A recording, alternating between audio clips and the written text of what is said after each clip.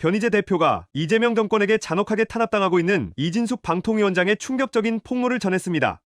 그래서 결국에는 그 냉장고를 부탁해에 대해서 무리하게 출연한 부분은 저는 뭐 솔직히 이거는 국정감사나 이 특검감이고 뭐 이재명이도 박근혜 대통령한테 분 단위로 다 공개하라 그러고 7시간 그거 비었다고 탄핵까지 추진한 게 이재명 일당들 아닙니까? 난 이거 이재명 탄핵 가야 된다고 보는데 근데 박근혜 대통령은 결국에는 분 단위로 다 가져와서 전혀 문제 없다는 게 드러났어요. 수시로 안보실장하고 해경처장한테 보고받고 지시하고 다 드러났거든요. 근데 지금 이재명은 38시간 동안 뭐 했냐 이거야. 그 대통령 그 폰에 다 남아 있습니다. 그러니까 박 대통령도 공개한 거 아니에요? 나는 그 대통령 폰에 아마 JTBC 작가하고 PD하고 아마 쫙 찍혔을 거라고 봐요 아마. 이거를 정보공개 청구를 해야죠. 주진우 의원이나 장동혁 대표는 박 대통령하고 똑같이 정보공개 청구해가지고 거기 아마 대통령 그 폰, 윤석열 폰도 그거 다 했잖아요. 윤석열 폰도 지금 그거 가지고 똑같아.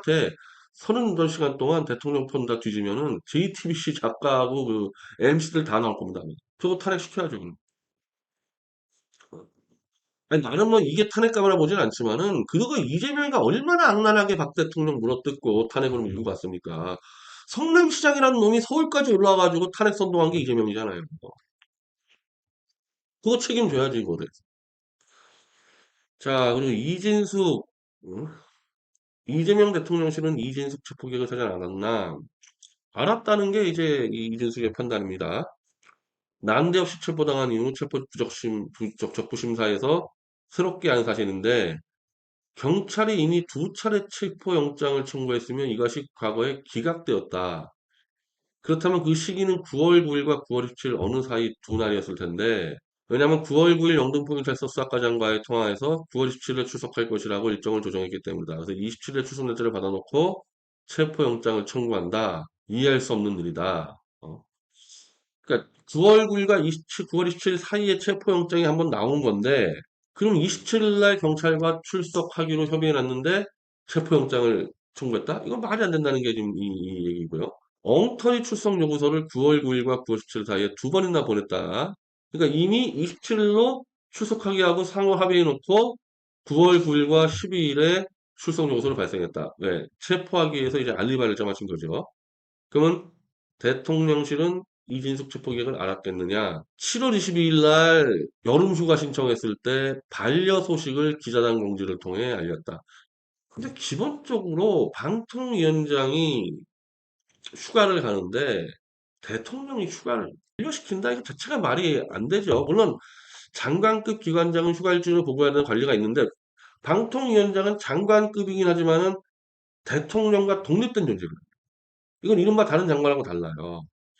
이 자체가 잘못됐죠. 이거를 휴가를 가로막은 것 자체가 잘못됐는데 이번에 이재명이는 지금 국가재난사태인데 열흘 동안 휴가냈다며 지금 열흘 동안.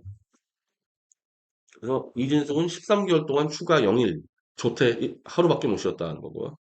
대통령실이 휴가 반려까지 기자단에 공지할 만큼 관심이 많은데 체포 계획이 보고되지 않았겠느냐. 우상호 정무수석은 공개적으로 사퇴를 요구하고까지 했다. 자기에게. 그리고 민주당 신정은 행안위원장은 이진숙 구속 수사를 검토하라. 이런 부분들을 봤을 때 결국 대통령실 기획 아니냐 이진숙을 잡은 거는 뭐 저는 뭐 맞다고 봅니다. 저는 맞다고 봐요. 자기는 휴가하고 예능 출연하고 딴 사람은 구속시키고 국가 정보 서버는 다 불타고 있고 이런 사태가 벌어진 거죠. 저는 이진숙 위원장이 이제 뭐 잃을 것도 없고 아실 것도 없잖아요. 그냥 총공격해가지고 뭐 저는 대권 주자로 보지는 않습니다. 그렇지만은 뭐 새로운 진짜 태블릿 조작이 터져가지고 박근혜 탄핵부터 윤석열 한동훈의 조작까지 잡은 그런 인물이 나올 때까지는 난 이준석 위원장이 대권 향해 달려도 문제 없다 생각해요. 그래서 대권 주자 달리다가 다만 이제 뭐 한두 달에 태블릿 조작이 터졌을 때는 박근혜 탄핵 반대 그리고 윤석열의 줄선인 것. 난 이준석 위원장의 최대 문제가 뭐냐? 윤석열의 줄선 게 나중에 문제될 거라고. 네. 그럼 뭐 우리 쪽에서 뭐 대권 후보 나올 거고 이재명은 아웃시켜야 되고. 다만 이준석 위원장은 얼마든지 같이 일할 수 있는 능력자고 일꾼이니까 방통위원장 다시 해도 되죠, 이 사람. 방통위원장. 자, 트럼프 1, 다카이치의 축하 메시지. 야, 이 트럼프는 정말 이 축하 메시지 가지고 이 사람들을 막 데리고 노는데, 이재명한테는 축하 메시지를 돈 가져온다는 때까지는 단 한마디도 안 하고 있다가, 결국 이재명이가 3,500억 달러, 실제로는 4,500억 달러 갖다 바치겠다. 그 얘기가 나오자마자 축하 메시지를 보냈거든요. 물론 이제 이재명이가 뒤엎어버렸는데, 일본의 다카이치에게는 곧바로 지혜와 강인함으로 존경받는 인물이라고 이제 아주 강렬한 축하 인사를 날렸습니다. 일본이 첫 여성 총리를 선출했다. 그는 지혜와 강인함으로 매우 존경받는 인물. 훌륭한 일본 국민에게 대단한 소식이다. 그러니까 일본은요, 근데 이미 이 정치계가 아베파 하나밖에 안 남은 거예요. 지금 총리를 할 수 있는 정치인은 아베 쪽 라인들밖에 없는 건데, 뭐, 이시바도 뭐든 사실상 엄밀히 범아베파인데, 이시바하고 비교를 하더라도 다카이치는 훨씬 강경한 보수다. 근데 이시바도 원래 강경 보수라고 많이 듣는데, 올해 총리가 돼가지고 허물허물거리다가 이제 아웃됐고, 이시바는 이제 거의 뭐 물 갖다 한 거에 비했을 때, 다카이치는 이시바에 비교했을 때, 오히려 아베하고 비교하더라도 다카이치는 훨씬 강경파다. 이 강경파는 어디다 대고 강경파냐? 북한 이런 데다 강경파야, 북한. 그래서 아베가 원래 뜬 게 이 북한 탈북자, 네, 납북자, 이제 일본 납북자들을 데려간 것. 이거 가지고 이제 아베가 떴는데, 다카이치는 이게 훨씬 강경하고, 지금 트럼프는 에이펙 오기 전에 일본에 2박 3일 있겠다 그랬는데, 그 2박 3일 동안 일본 납북자 가족을 만든다는 거 아닙니까, 이게. 이거는 아마 다카이치 당선을 예측을 하고 그런 스케줄을 짰을 거고, 일본 2박 3일 스케줄도 다카이치 당선을 염두에 두고 있겠죠. 사실 이 다카이치는 일본의 트럼프하고 불리는 것도 있거든요. 예를 들면, 일본 내 그 외국인 노동자에 대해서도 아주 그 난민 이런 거에 대해서 아주 강경한 입장입니다. 트럼프랑 똑같아요. 다 쫓아내야 된다는 입장이기 때문에, 여러 가지로 이제 트럼프하고 잘 맞는 스타일이죠.